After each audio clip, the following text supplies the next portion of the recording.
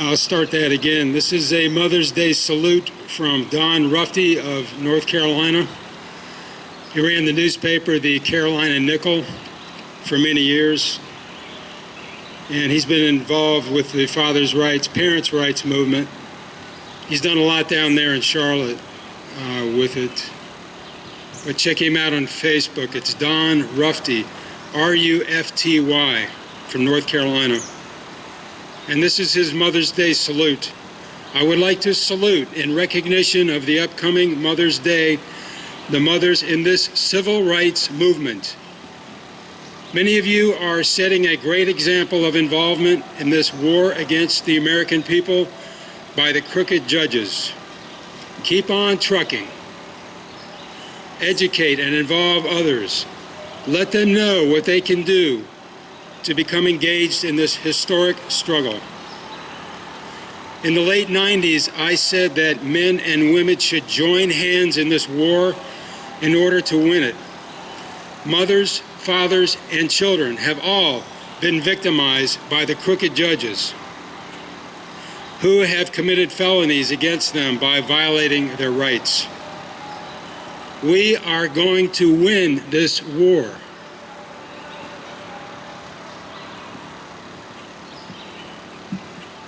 Christ said, if you have faith of a mustard seed, that's the tiniest seed, grows into a huge tree. If you have that amount of faith, we can move mountains. And the mountain is right up there. It's not even a mountain, it's a hill, Capitol Hill. We got to move that thing. We got to move them to repeal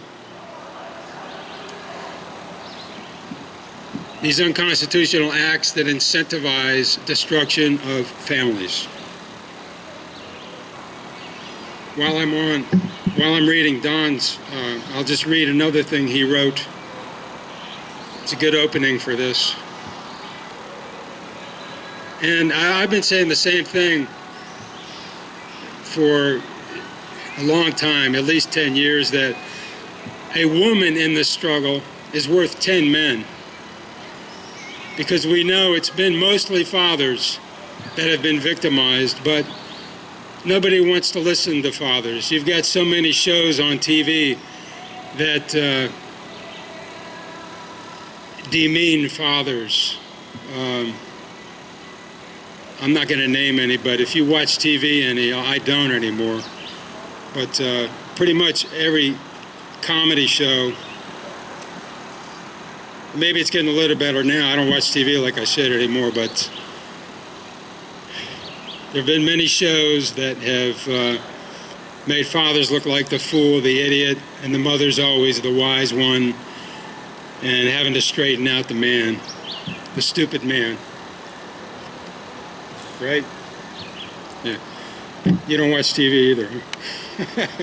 Good. I don't either. I only watch Netflix. I don't watch any commercial TV at all. But anyway, this is something Don Rufty wrote not too long ago. It's called Travesty and Abomination. It's a brief history of what's happening here to us and why we're here today. In the latter half of the 20th century, a great social tragedy began to unfold in the United States of America.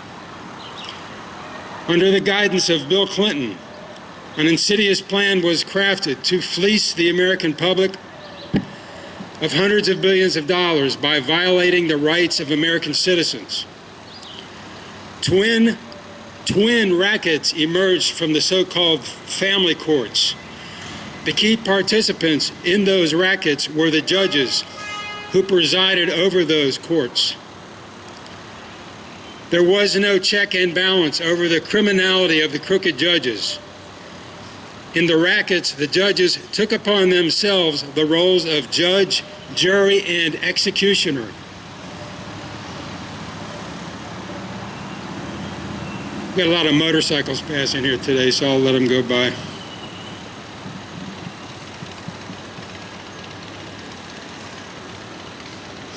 Citizens were maliciously, illegally, and unconstitutionally denied jury trials in those kangaroo courtrooms. Absent the protection of a jury of their peers, the crooked judges did whatever they wanted to the citizens over whom they ruled. The judges violated their rights in order to receive large amounts of financial incentives from the federal government.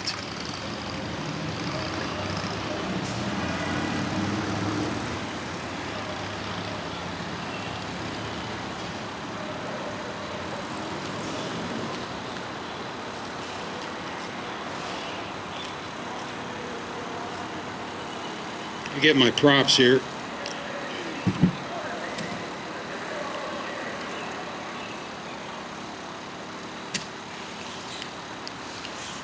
Thomas Jefferson: I consider trial by jury as the only anchor ever yet imagined by man by which a government can be held to the principles of its Constitution.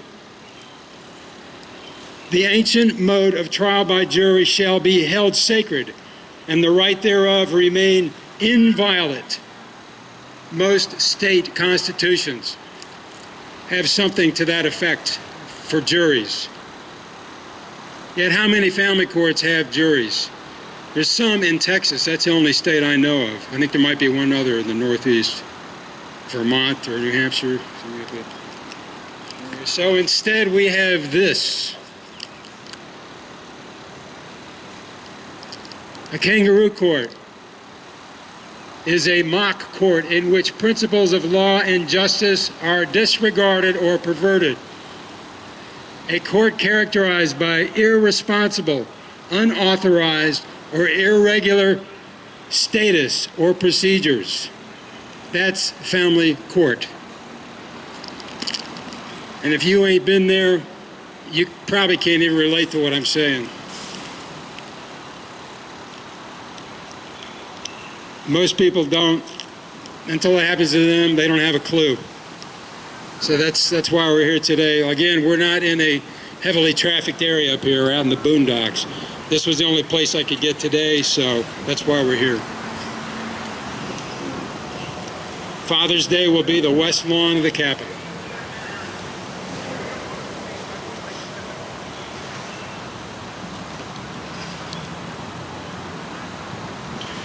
The crooked judges operated the rackets under the pretense of absolute judicial immunity.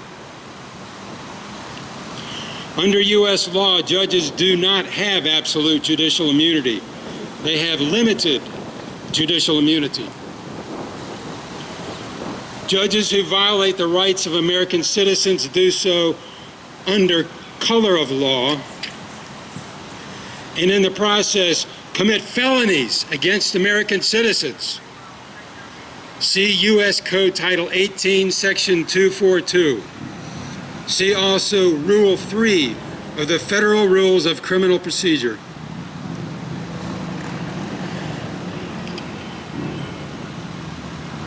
Motorcycles. A lot of bikers here today. Hopefully we can get them here for the Million Parent March in September.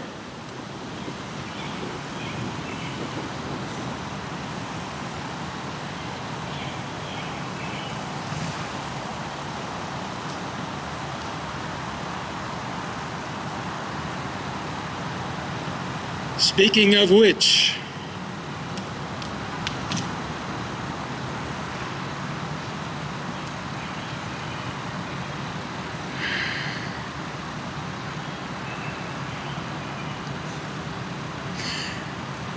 the crooked judges are habitual criminals engaged in a continuous crime. That criminal enterprise is a RICO conspiracy against the American people.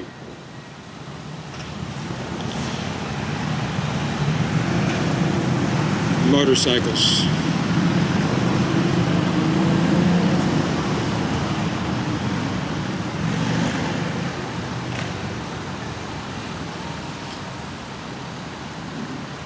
The reason the crooked judges have been able to remain unindicted and unprosecuted for their numerous crimes is that the appellate judges over them allow their criminality against the American people to continue unabated. The appellate judges, in their complicity, have become accessories after the fact. They have engaged in obstruction of justice, dereliction of duty, malfeasance, misfeasance. It is estimated that over 60% of American citizens have been adversely affected by judicial corruption in the so-called family courts. I call them eugenics courts. They started as eugenics courts to prevent interracial marriage between blacks and whites.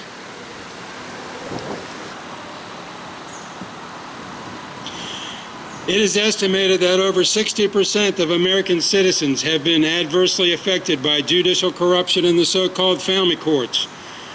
That includes fathers, mothers, children, and grandparents primarily.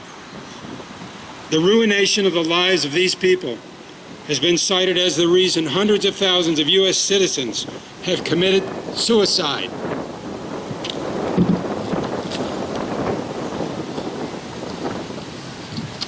That's not the answer, folks.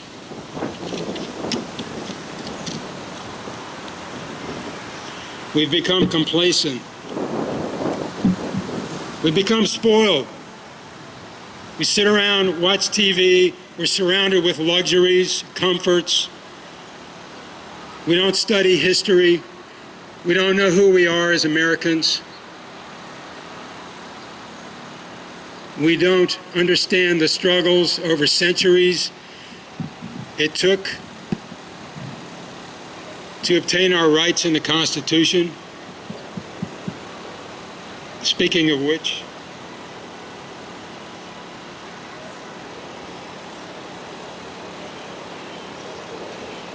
Semper Fi to the U.S. Constitution. As a Marine veteran, that's my oath. That's the oath I took, and I'll try to do better. I'll try to work harder.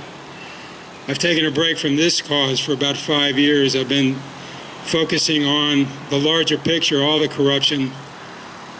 Family court is just one tree in the forest of tyranny, but it may well be the most important one we need to address. The social carnage inflicted upon America by the crooked judges is enormous. Inasmuch as the judicial system is rotten to the core, the only salvation from the widespread judicial corruption is the executive branch of government. That means the president. That means Donald Trump. Now, that may or may not be true. I think Trump may be able to use his bully pulpit for this cause, but it's the Congress that passed all these laws that incentivize destruction of families. But yeah, he's right. The president can do something about it. The executive branch enforces the laws. Inasmuch as the judicial system is rotten to the core, the only solution from the widespread judicial corruption is the executive branch of government. I would just add the Congress is also to blame. All three branches, really. The Supreme Court could do more. For the judicial corruption to be overcome, Donald Trump needs to emerge as a champion of the American people. In his inaugural address, President Trump promised to do exactly that. While the Clintonites lambasted his speech, it brought tears to my eyes.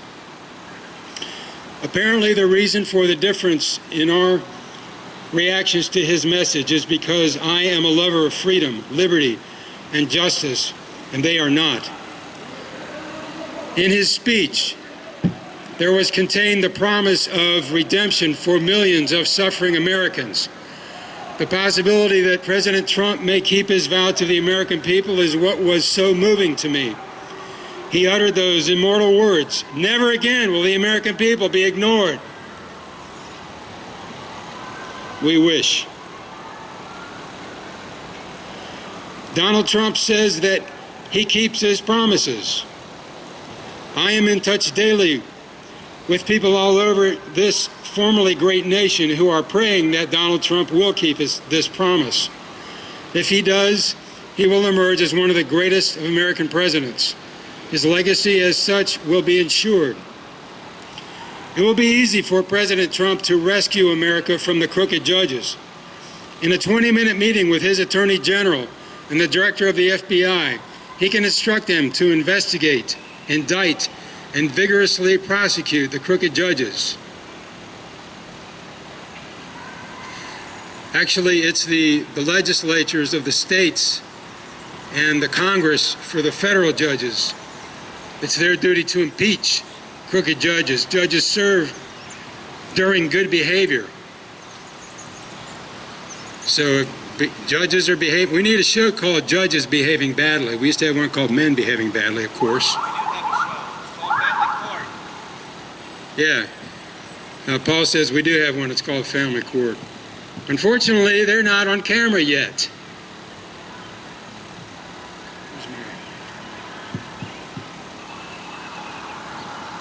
Yeah. The cases against the crooked judges will be easy to prosecute, as the evidence against them is all in black and white in the cold record in courthouse files throughout the country. A rookie prosecutor could get them sent to prison. The cases are slam dunks. This United States needs Nuremberg-type trials for the crooked judges. Inasmuch as the crooked judges are so numerous, the trials cannot be held in only one city, like Nuremberg. For those who don't know, Nuremberg trials happened after World War II to prosecute the war criminals, many of which were hung. They will need to be held in federal courthouses throughout America. Let the trials begin. Amen.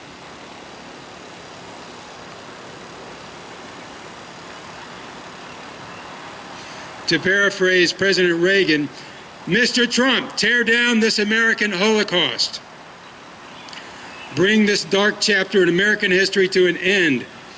End the American nightmare.